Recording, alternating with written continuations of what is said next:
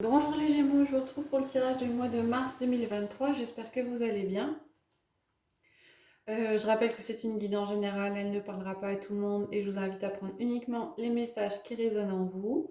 On va regarder l'énergie qui vous accompagne, le défi, les messages généraux avec le 77. On va regarder l'aspect sentimental, affectif, relationnel avec l'oracle des miroirs et la métisse Love Oracle. Et en dernier lieu, je prendrai une carte du tarot du Rider White pour chacune des maisons du thème astral. Donc de la maison 1 à la maison 12 pour passer en revue tous les aspects de votre vie. Donc on va démarrer avec l'énergie générale. On a la tour. Alors la tour, c'est une carte assez forte, c'est une majeure. Et ça annonce quelque chose qui s'écroule, un effondrement, quelque chose de soudain qui arrive, quelque chose d'imprévu, douloureux ou pas douloureux, mais en tout cas il y a quelque chose qui se termine et qui se termine un petit peu avec fracas.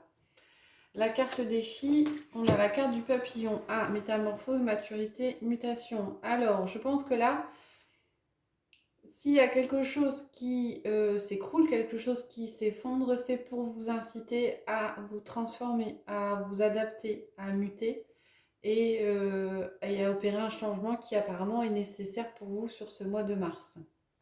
On va regarder les messages généraux. Alors,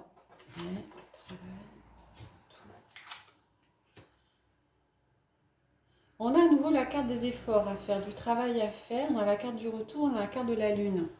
Alors, moi j'ai l'impression qu'il y a quelque chose qui va revenir à vous, qui va vous obliger à retravailler à nouveau. Ça, c'est rapide. Hein. Avec la lune, c'est la prochaine lunaison. Donc, ouais, ça va être assez rapide. Hein. Donc, un retour de quelque chose qui va vous obliger à faire des efforts, à travailler. Que ce soit dans un domaine peut-être matériel ou sentimental. Alors, ou affectif. Si on est dans l'émotionnel, on va vous remettre sur votre chemin quelqu'un ou une situation qui fait que vous n'avez pas encore travaillé quelque chose et on vous le remet pour être sûr que vous ayez bien compris la leçon ou pour alors terminer quelque chose que vous n'aviez pas terminé. Ouais, ok. D'accord. Alors, la carte du 66, elle dit il y a plusieurs choix. On va vous inviter, vous aurez la possibilité d'avoir plusieurs options, plusieurs choix dans un domaine particulier. Et quelque part, on vous dit que c'est une chance, c'est un don, on vous offre la possibilité de faire plusieurs choix. À vous de choisir le choix qui vous parle le plus, qui résonne le plus en vous. En tout cas, vous avez cette possibilité-là. Ça, c'est de façon assez générale. Pour certains, vous aurez peut-être la possibilité vous aurez peut-être plusieurs invitations sur ce mois de mars, hein, plusieurs propositions de sortie. Vous aurez peut-être des choix à faire par rapport à ces propositions de sortie, donc ces invitations. Ok. Ok. Alors, pour certains, il y aura une impression, un sentiment de solitude sur ce mois de mars. Ouais, l'impression de se retrouver un petit peu seul. Par contre, on vous dit que c'est un cadeau. C'est une opportunité pour vous de prendre du recul par rapport à certaines choses, de lâcher prise par rapport à certaines choses. Hein. Rien n'arrive par hasard. Hein. Il y a cette solitude ou si vous vous retrouvez seul à certains moments, dans certaines situations, c'est qu'il y a bien une raison particulière et qu'il est question de lâcher prise par rapport à peut-être un sentiment d'abandon ou en tout cas faut le prendre comme un cadeau qui vous est offert. Ok, wow. Ok. Alors on a la carte de la création, on a la carte or. Donc il est question de vous mettre en avant. Il est question de vous mettre en avant, de mettre en avant ce que vous savez faire ce mois-ci. Vous avez peut-être découvert des choses, des nouvelles capacités, vous vous rendez compte de certaines choses. En tout cas, mettez en avant ce que vous savez faire. Ça vous permettra peut-être de sortir de périodes un petit peu où le moral sera en dents de scie, des périodes un petit peu de déprime en tout cas. Et on vous dit que pour sortir, ouais, pour sortir de ces moments de calme, de déprime, de, de tristesse, créez, faites parler votre enfant intérieur, faites des choses qui vous font plaisir, mettez en avant, vous en avant, mettez en avant ces choses-là qui vous font plaisir. Elles sont importantes pour pouvoir sortir peut-être d'une spirale un petit peu négative. Voilà au niveau général. On va regarder l'aspect relationnel, affectif et sentimental. On a la sexualité avec l'âme sœur. Ok. On a le retard avec qui il faut rester patient. D'accord. On a la trahison avec la tromperie. C'est des cartes qui se doublent. On a l'amitié avec la ruse et la malhonnêteté. Ok. On a les correspondances avec l'élévation. C'est le 20 niveau supérieur. Et on a la tranquillité et les addictions. Méfiez-vous avec l'amitié et la trahison. Ici, la ruse, la malhonnêteté, la trahison, la tromperie. Vous avez peut-être autour de vous quelqu'un, une personne de votre entourage qui n'est pas très honnête. Donc, on vous dit de vous méfier sur ce mois-ci. Et vous allez certainement prendre conscience de ça avec les correspondances et s'élever à un niveau supérieur. Pour certains, vous allez découvrir qu'une personne autour de vous n'est pas très honnête. Mais vous allez réussir à sortir de cette situation, prendre connaissance de ça. En tout cas, il est question de vous méfier.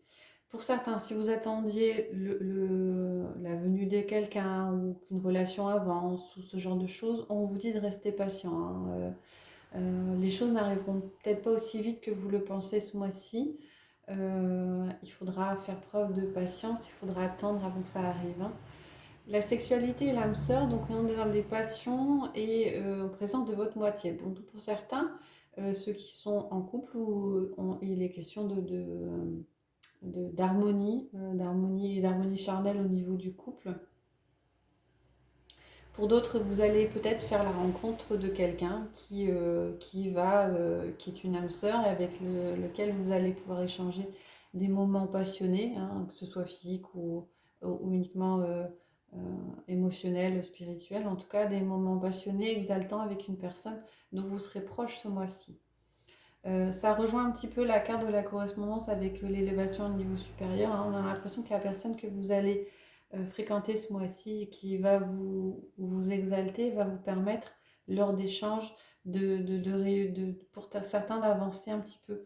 On parle d'élévation à un niveau supérieur, peut-être de vous découvrir différemment, de découvrir des choses sur vous et donc ils vont réussir à vous faire avancer. Il est possible aussi que cette personne-là, avec qui vous allez avoir des échanges ce mois-ci, vous permette de tirer un trait par rapport à peut-être certaines addictions, certains comportements addictifs, peut-être de dépendance, de relations avec des personnes toxiques.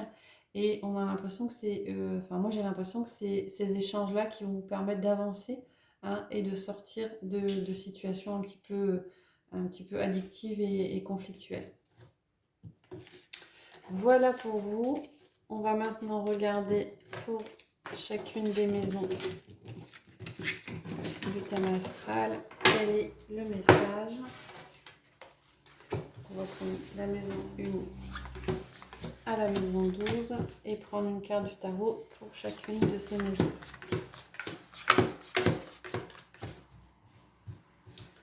Voilà, allez, on y va pour les Gémeaux pour ce mois de mars 2023.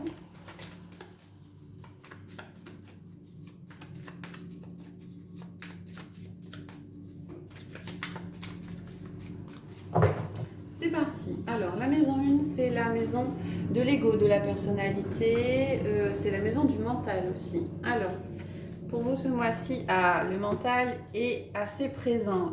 Il y a difficulté à dormir, on ressasse, on rumine beaucoup.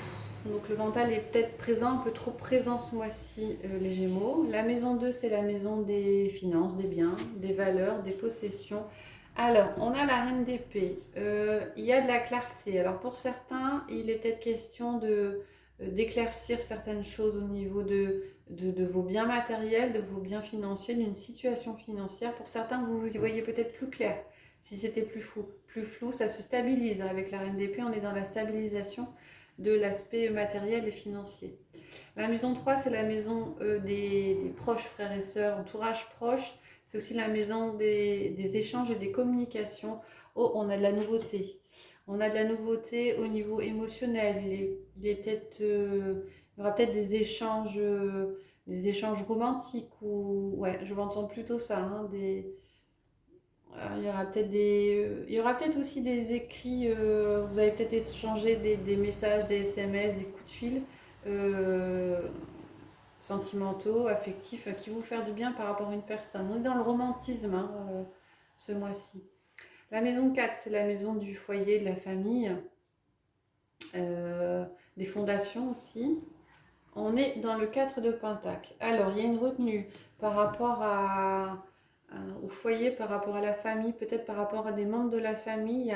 Il y a un retrait, un repli sur soi qui s'opère, hein, qui doit être nécessaire, hein, probablement, hein, utile. Et un retrait sur soi qui s'opère et un besoin de prendre un petit peu du recul et de se préserver hein, sur ce mois de mars. La maison 5, c'est la maison de la vie sentimentale affective, c'est aussi la maison des plaisirs, des amours, des enfants.